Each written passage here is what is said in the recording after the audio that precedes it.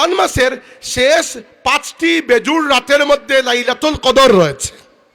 আর লাইলাতুল কদর সেই রাত, আল্লাহ বলেছেন লাইলাতুল কদরি খায়রুম মিন আলফি শাহর। লাইলাতুল কদরের এই এক রাত 1000 মাসের চাইতে উত্তম। 1000 মাস কন্টিনিউয়াস ইবাদত করলে আপনার যে নেকি হবে, ওই এক রাতে আল্লাহ আপনার আমলনামায় ততটুকু নেকি দিয়ে দেবেন। আর রাসূল সাল্লাল্লাহু আলাইহি ওয়াসাল্লাম বলেছেন, তোমরা যদি লাইলাতুল কদরকে খুঁজতে হয় তাহলে তোমরা খুঁজবে রমজান মাসের শেষ 5টি বেজুর রাতের মধ্যে। শেষ 5টি বেজুর রাত হচ্ছে 21-এর রাত, 23-এর রাত, 25-এর রাত, 27-এর রাত, 29-এর রাত। তো এই 5 রাত আপনাদের কাছে আমি অনুরোধ করছি, আর ঈদের রাত, এই 6টা রাত অন্তত পক্ষে শপিং বা ইত্যাদি দিয়ে কাটাবেন না। এইগুলোতে আর কিছু না হোক 4টা রাকাত 8টা রাকাত নফল নামাজ পড়বেন এবং আল্লাহর কাছে দোয়া ভিক্ষা চাইবেন, আপনার জন্য, আপনার পরিবারের জন্য, মৃত মানুষের জন্য, আল্লাহ রসুলের পুরো উম্মতের জন্য। এতটুকু আপনার প্রতি আমার কথা, এর থেকে বেশি কিছু আমি বলছি না। কিন্তু মনে রাখবেন এই রাতের গুরুত্ব রয়েছে, এই রাত হচ্ছে দোয়া কবুলের রাত। এবার আসেন লাইলাতুল কদর। লাইলাতুল কদরের ব্যাপারে শুধু একটা কথাই বলি, রাসূলুল্লাহ সাল্লাল্লাহু আলাইহি ওয়াসাল্লাম বলেছেন, মান হরিমা মিনহা ফাকাদ হরিমা। এই এক কথায় শেষ। যে ব্যক্তি লাইলাতুল কদর থেকে মাহরুম, বঞ্চিত থাকলো, সে আল্লাহর তামাম নিয়ামত থেকে বঞ্চিত, আর কিচ্ছু পাবে না।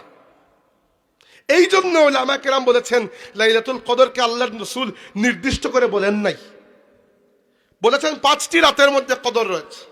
কোন 5টা? 21-এর রাত, 23-এর রাত, 25-এর রাত, 27-এর রাত, 29-এর রাত। রমজান মাসের শেষ 5টা বেজুর রাত। এই 5টা বেজুর রাতের মধ্যে সবচেয়ে বেশি সম্ভাবনা হচ্ছে 27-এর রাত। সাহাবী উবাই ইবনে কাব রাদিয়াল্লাহু আনহু বলেছেন, মুসলিম শরীফের মধ্যে হাদিস রয়েছে যে আমি কসম করে বলতে পারি আমরা আল্লাহর রাসূলের সাথে 27-এর রাতে লাইলাতুল কদরকে পালন করেছি।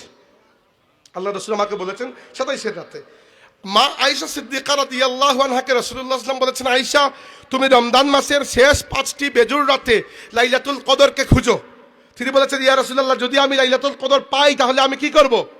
রাসূল সাল্লাল্লাহু আলাইহি ওয়াসাল্লাম বলেছেন, যদি পাও তাহলে আল্লাহর কাছে এই দোয়াটি পড়বে, আল্লাহুম্মা ইন্নাকা আফুউন তুহিব্বুল আফওয়া ফাআফু আন্নী।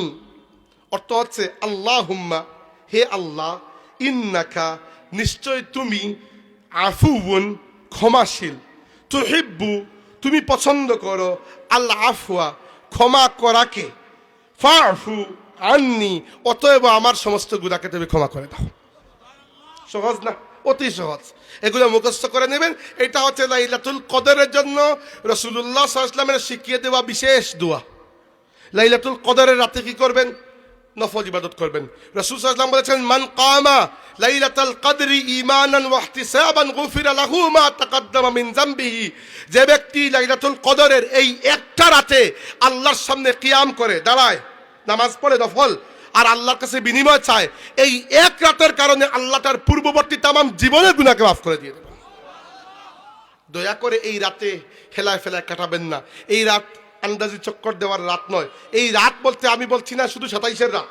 27-এর রাত বিশেষ করে করবেন, কারণ এই ব্যাপারে সাহাবায়ে কেরামের মতামত রয়েছে। আমার কথা হচ্ছে, যেহেতু রাসূলুল্লাহ সাল্লাল্লাহু আলাইহি ওয়াসাল্লাম বলেছেন শেষ 5টি বেজুর রাতের মধ্যে কদর রয়েছে, তাইলে আমাদের উচিত হচ্ছে ওই 5টি রাতের ওই বাকি 4টি রাত যেগুলা, ওইগুলাকে একেবারে হেলায় ফেলায় না ফেলে 4টা রাকাত করে নফল নামাজ পড়া যায় না প্রত্যেক রাতে? কি মনে করেন, পড়া যায় না? এটা কি খুব কঠিন বিষয়? আমাকে বলেন। মোটেও কঠিন বিষয় না। আমার আরজ আপনাদের কাছে ভাইয়েরা, রমজান মাসের শেষ 10টি রাত খুবই জরুরি, তার মধ্যে 5টি বেজুর রাত। 27-এর রাতটা আপনি বিশেষ খাস ইবাদত তো করবেন, এতে কোনো সন্দেহ নেই, কিন্তু বাকি 4টি রাত, 21-এর রাত, 23-এর রাত, 25-এর রাত আর 29-এর রাত, এই 4টি রাতেও আপনারা কমসে কম 8 রাকাত করে নফল নামাজ। নফল নামাজ বলতে আবার তারাবির মধ্যে এগুলাকে হিসাব করবেন না। তারাবি আলাদা, তারাবি আলাদা, এটা সুন্নতে মুআক্কাদা। তারাবি তো শেষ হয়ে যাবে 9টা সাড়ে 9টার মধ্যে।